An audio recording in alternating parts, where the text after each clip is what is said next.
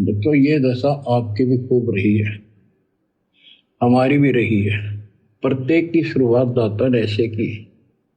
क्या करें गुरुदेव भगवान की बच्चों, ये दशा जो धर्मदास जी की हो रही थी उस समय, परमात्मा इतना समझा रहे थे, इतने प्रमाण दे रहे थे, फिर भी नहीं समझ रहा था।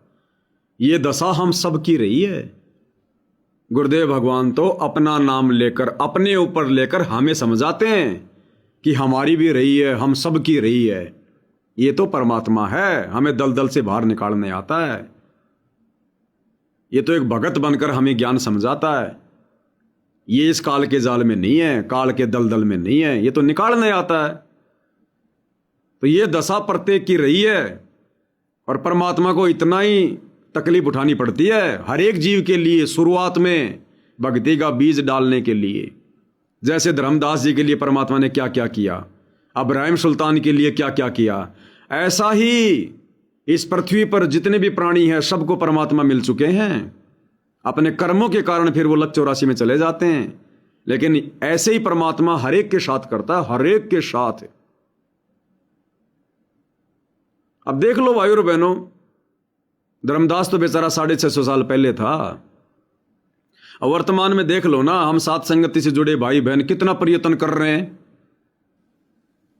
अपने गुरु भाई बहनों को जो सतलोक आश्रमों की कुसंगति में फंसे हैं, काल के जाल में हैं, इनको सही मार्ग पर लाने के लिए, इन भ्रमित लोगों को जो भटके हुए हैं इनको सदमार्ग देने के लिए, साथ संगति से जोड़ने के लिए। और पिछले 10 साल से आप और हम भाई बहनों ने 10,000 से ज्यादा तो 2-2, 3-3 घंटे के वीडियो बना दिए, 10,000 से ज्यादा। और दिन रात एक कर रखी है, अपना काम धंधा भी छोड़ के, और उसके बावजूद भी इनके कान पर जूं नहीं रेंग रही है।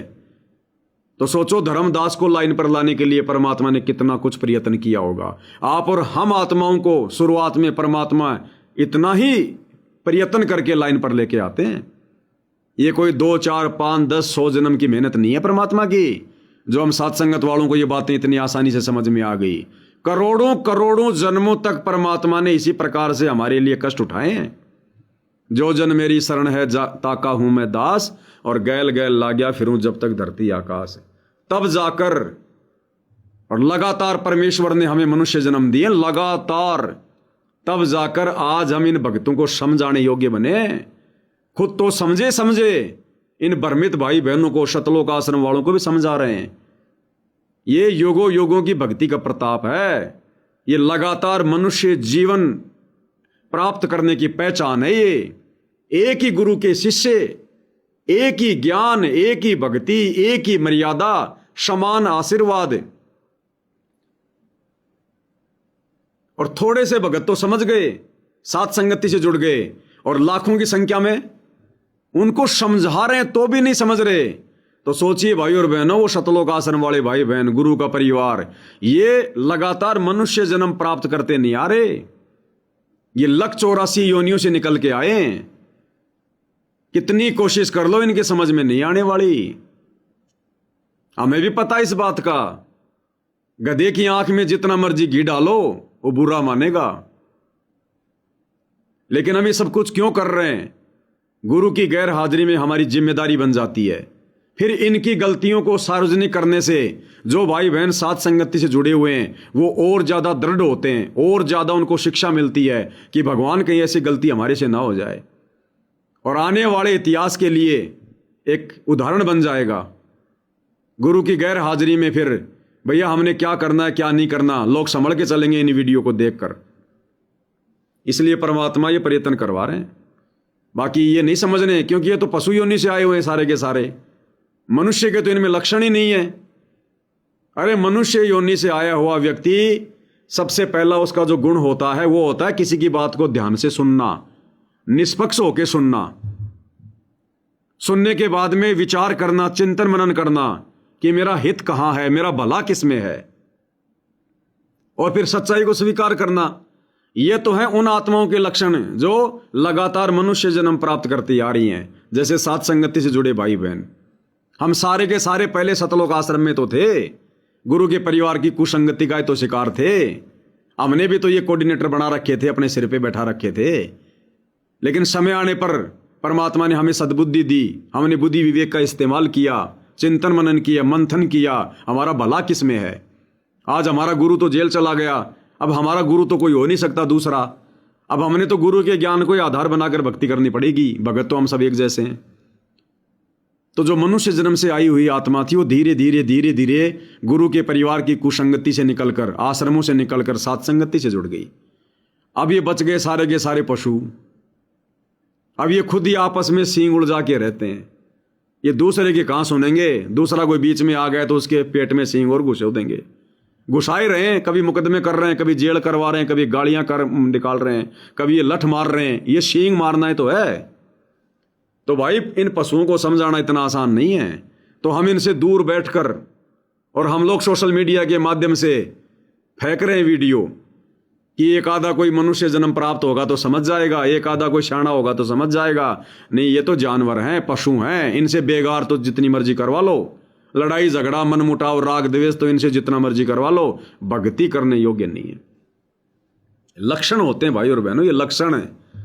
नहीं तो बताओ, गुरु ने हम सत्सेवकों को कोई अलग से कोई ट्रेनिंग दी क्या? और इन आश्रम वालों को तो गुरु भी लगातार वीडियो कॉल के माध्यम से, ऑडियो कॉल के माध्यम से, बार बार इनकी प्रार्थना भी जेल में चली जाती है। उसके बाद भी इनकी बुद्धि में ये बात नहीं आ रही। और सात संगत वालों को कैसे परमात्मा ने एक झटके में अलग कर दिया। तो भाई आप और हम सात संगति से जुड़े भाई बहन लगातार हजारों वर्षों से मनुष्य जन्म प्राप्त करते आ रहे हैं, और हर जन्म में परमात्मा मिले हैं, हमें चार्ज किया है, तब आज जाकर हमें ये बात समझ में आ रही है। जो पशु योनि से आते हैं उनको समझ में नहीं आती। जो कौवे के होते हैं ना, उनको कोयल की भाषा समझ में नहीं आती। कोयल की भाषा तो कोयल के बच्चे ही समझ सकते हैं। तो कोयल हमारा गुरु और हम उसके बच्चे। अब आश्रम वाले हैं कौवे के, काल के। अब ये तो भाई वही बात है। परमात्मा कहते हैं भाई कागा काको धन हरे और कोयल काको देत, पर मीठे वचन बोलकर सबका मन हर लेत। तो मनुष्य जन्म प्राप्त आत्माओं के, भक्तों के लक्षण अलग ही होते हैं। तो ये दशा आपकी भी खूब रही है, हमारी भी रही है। प्रत्येक की शुरुआत दाता ने ऐसे की। गुरु जी कह रहे हैं हमारी भी रही है ये दशा, लेकिन उनकी नहीं। वो तो हमें समझा रहे हैं। एक दिन में 1000 जगह प्रकट होकर 1000 प्राणियों को ऐसे अपने संदेश देते हैं, राह दिखाने की चेष्टा करते हैं। वेद भी बताते हैं परमात्मा सबसे ऊपर के लोक में रहता है। क्या बताते हैं वेद? इन आश्रम वालों को तो वेद की वाणी भी समझ में नहीं आ रही, वेद ज्ञान भी समझ में नहीं आ रहा। जितना गुरु जी ने समझाया वो भी समझ में नहीं आ रहा। अब वेद क्या कह रहे हैं उस परमात्मा के विषय में? वो परमात्मा कौन है, कहां रहता है और कैसे धरती पर आता है, क्या करता है? क्या कह रहे हैं गुरुदेव? वेद भी बताते परमात्मा सबसे ऊपर के लोक में रहता है। वहां से गति करके आता, चलकर सहस्री यहाँ अच्छी आत्माओं को मिलता है, उनको भक्ति की सही दिशा देता है, भक्ति के सूत्रों का आविष्कार करके बताता है। वो कवियों जैसा आचरण करता है, साधु संत के रूप में घूमता करता है। ये लक्षण बताए कि परमात्मा खुद सतलोक से चलकर गति करके सह शरीर शिशु रूप धारण करता है, लीला करता है, समय अनुसार बड़ा होकर अपना ज्ञान प्रचार करता है, आत्माओं को उपदेश देता है, सतलोक का मार्ग बताता है। अब इनको तो वेद का ज्ञान भी समझ में नहीं आ रहा। आश्रम वालों को तो इन्होंने तो भगवान की परिभाषा ही चेंज कर दी। परिभाषा ही। ये अपने गुरु जी को कहते भगवान भगवान, संत रामपाल जी भगवान। वो भिवानी के खरक गांव में जब झगड़ा हुआ था सतलोक आश्रम वालों का और खरक गांव वालों का, तो हरियाणा का स्टेट कोऑर्डिनेटर अमन गोदारा क्या कह रहा था वहां पर, जब गांव वालों ने मना किया कि भाई भगवान के नारे मत लगाओ, तो लेके हाथ में लठ गुस्से में होके उरो भगवान भगवान भगवान। ये पसीने निकालने से कोई भगवान थोड़ी बनता है। ये जबरदस्ती कोई रमाने से थोड़ी कोई भगवान बन जाता है। जो भगवान है वो तो है, वो चाहे धीरे बोल दो चाहे प्यार से बोल दो। अब हाथ में 100 का नोट लेके कोई यो शोका शोका, अरे भैया प्यार से बोलेगा तो भी वो तो 100 का ही रहेगा। आज दिखा दिखा के तो दूसरों को जरूर चोरी करने के लिए मजबूर कर देगा कि छीन लो इससे। तो क्या परिभाषा बताई जा रही है भगवान की कि भगवान खुद सतलोक से चलकर गति करके आता है।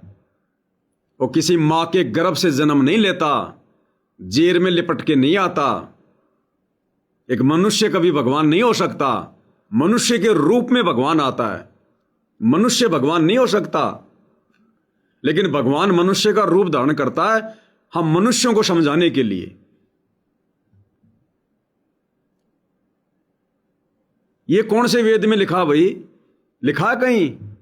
या कभी सतगुरु रामपाल जी ने पढ़ाया हो, सुनाया हो, बताया हो कि परमात्मा सतलोक से अपनी आत्मा भेजता है, फिर उस आत्मा को परमात्मा आगे चल के जगत गुरु बनाता है किसी वेद में? है कोई प्रमाण आज तक ऐसा किसी भी शास्त्र में, गुरु के किसी भी प्रवचन में, सत्संग में, जो परमात्मा ने सतलोक से अपनी कोई आत्मा भेजी हो काल के लोक से आत्माओं को छुड़वाने के लिए? तुम्हें तो भगवान की परिभाषा का भी नहीं पता। हमारे गुरु जी का जन्म हुआ है, हमारे गुरु जी का जन्म स्थान गांव धनाना है। अरे ये गुरु की निंदा में आता है, गुरु में दोष देखने में आता है। भगत पाप का भागी बनता है अपने गुरु को मानुष बोल के। ये गुरु को मानुष मानने में आता है। मानुष यानी मनुष्य, और मानुष जन्म लेके आता है। अपने गुरु को मानुष कहना, गुरु मानुष कर जानते वो नर कहिए अंध। ज्ञानहीन है वो भगत है जो गुरु को मनुष्य कहते हैं, मानुष मानते हैं। और ओवे दुखी संसार में आगे काल के फंदे, उसके दोनों लोग दुखी हैं।